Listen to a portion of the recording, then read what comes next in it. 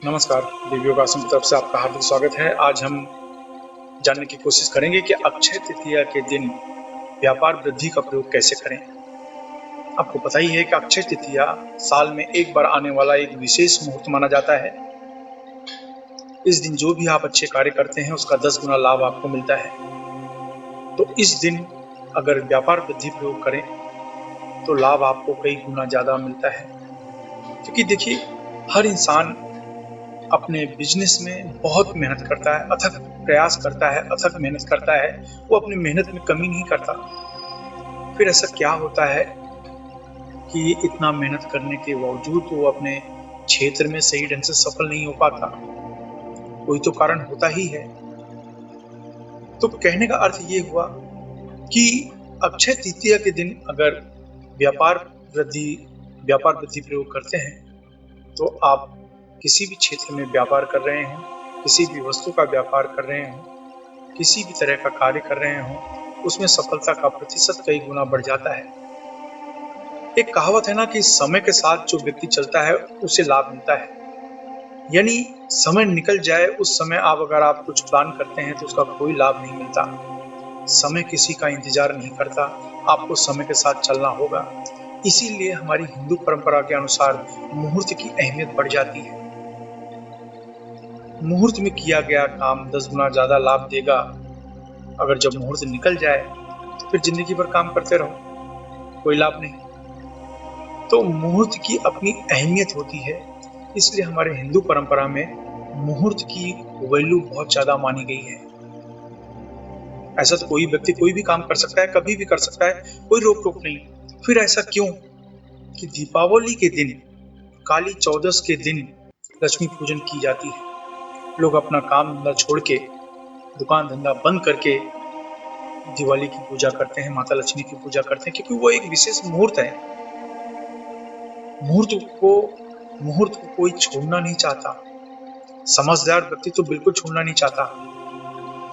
हम आज के हिसाब से कह सकते हैं कि हम कुछ भी कर लें, कभी भी कर सकते हैं पूजा, कभी भी कुछ कर सकते हैं, लेकिन मुहूर्त में बेनिफिट ज्यादा मिलता है। इस बात का आप ध्यान रखें। तो अक्षय तृतीया आ रही है। इस दिन किया गया एक दिन का प्रयोग आपके महीनों वर्षों की मेहनत को बचा देता है। इसलिए इस दिन के मुहूर्त को गंवाएं नहीं। इस दिन के मुहूर्त का फायदा उठाएं। यह पूजा, ये जो विधि मैं बताने जा रहा हूँ, यह विधि आपके जीवन में बहुत काम आती है। आपके व्यापार में वृद्धि करती है। व्यापार क्षेत्र में आने वाली बहुत सी अड़चनें होती हैं। समझो आपका व्यापार बढ़ भी रहा है तो कुछ ऐसे लोग होते हैं जो नहीं चाहते हैं कि आपका व्यापार बढ़े। शत्रु आपको परेशान करते हैं, प्रतिद्वंदी आपको परेशान करते हैं, साम दाम दंड भेद किसी भी तरह का उपाय आपके ऊपर करते हैं। आपको शारीरिक नुकसान हो सकता है, मानसिक नुकसान हो सकता है, आर्थिक नुकसान हो सकता है, पारिवारिक नुकसान हो सकता है। तो व्यापार वृद्धि प्रयोग से इन चीजों से आपको सुरक्षा मिलती है। शत्रु आपके खिलाफ कोई षड्यंत्र करना चाहता है तो उसमें सफल नहीं होता। कोई प्रतिद्वंदी किसी तरीके से आपको बदनाम करना चाहता है तो उसमें वो सफल नहीं होता। कोई व्यक्ति आपके ऊपर जेलसी करता है, ब्लैकमेजिंग करता है, तंत्र का प्रभाव डालना चाहता है किसी भी पद्धति से, उसका प्रभाव आप पर नहीं होता। आपकी आपका जो बिजनेस है उसको बांधना चाहता है, वो नहीं कर पाता, क्योंकि आप इस अभ्यास के द्वारा अपने परिवार की, अपने कार्य की, अपने व्यवसाय की सुरक्षा कर लेते हैं। ये जीवन की बहुत जरूरी चीजें हैं। याद रखें, जब भी आप आर्थिक क्षेत्र में उन्नति करते हैं तो ये मान के चलें कि कुछ लोगों को ये सहन नहीं हो रहा है, वो आपको नुकसान पहुंचाने की कोशिश करेंगे। लेकिन अगर आप लापरवाही करेंगे तो उन लोगों का प्रभाव आपके ऊपर बहुत तेजी से होगा। यही कारण है आपको अपनी सुरक्षा अवश्य करनी चाहिए। आज के इस प्रयोग से आप अपनी सुरक्षा भी करते हैं, प्लस माता लक्ष्मी की कृपा भी पाते हैं। आपको किसी के ऊपर ध्यान देने की जरूरत नहीं है। कोई भी व्यक्ति किसी भी स्वभाव से आपको कुछ भी करने की कोशिश करे, आपको उनके ऊपर ध्यान ही नहीं देना है। अगर आपकी जब सुरक्षा हो जाती है, आप, आपका परिवार, आपका काम, सिर्फ इस पर ही आपको ध्यान देना है।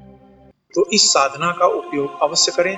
यह एक दिन का प्रयोग है और किसी कारण से आप अक्षय तृतीया के दिन इस प्रयोग को नहीं कर पाते तो यह प्रयोग 21 दिन का हो जाएगा। तो आइए जानते हैं इस मंत्र का अभ्यास कैसे करें।